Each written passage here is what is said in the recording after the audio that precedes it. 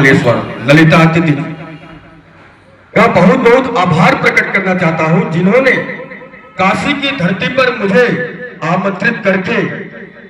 मुझे भगवान शिव का आशीर्वाद लेने का सौभाग्य प्राप्त करने का अवसर दिया। निश्चित ही जब ये एक पत्रकार संगठन का वार्षिक अधिवेशन है, जिसमें अधिकांश लोग पत्रकारिता से ही जुड़े हुए हैं। पत्रकार जो समाज को न केवल जगाता है,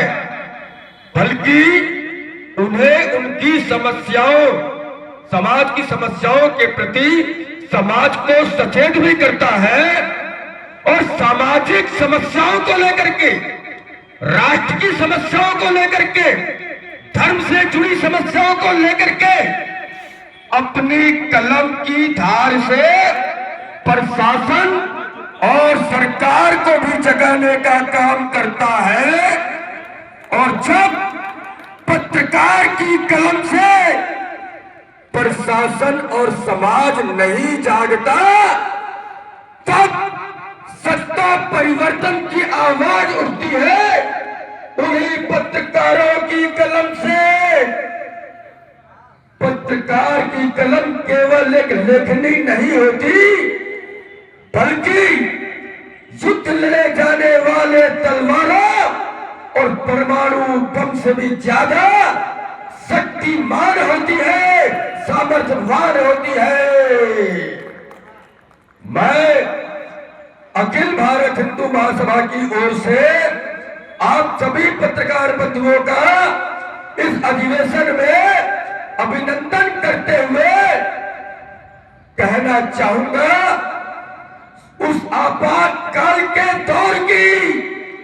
जब पत्रकारों ने निष्पक्ष कलम चला करके आपातकाल का विरोध किया था, तो विपक्षी नेताओं के साथ साथ उन पत्रकारों को भी तत्काल, उस समय की तत्कालीन इंदिरा सरकार ने जेलों में डाल दिया था। लेकिन ये वही पत्रकार थे जिन्होंने उस सरकार के चमन के आगे झुके नहीं, जेल स्वीकार की, लेकिन अपनी कलम से कोई समझौता किया नहीं और पत्रकारों की कलम से ही उस आपातकाल के दौर को समाप्ति हुई थी और सरकार को विवश किया था कि आपातकाल को समाप्त किया जाए। अभी 2019-2021 में जब कोरोना आया, जब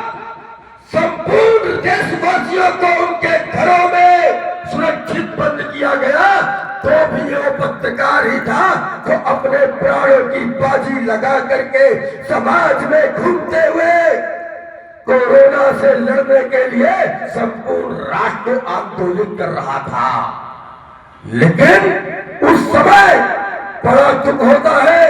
जब एक पत्रकार अपना संपूर्ण जीवन अपनी कलम चलाते हुए धर्म सेवा, समाज सेवा और राष्ट्र सेवा में समर्पित कर देता है। लेकिन जब वो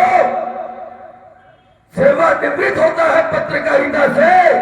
तो उसकी आर्थिक दशा किसी से छिपी नहीं रहती और दुख होता है हमारी सरकारें इस दिशा में कुछ सोचती क्यों नहीं। उस समय भी बहुत दुख होता है जब पत्रकार बीमार होकर के इलाज कराने जाता है, लेकिन उसके पास इलाज लायक भी प्रचुर धन नहीं होता और सरकार उस पर भी ध्यान नहीं देती। उस समय भी दुख होता है जब एक पत्रकार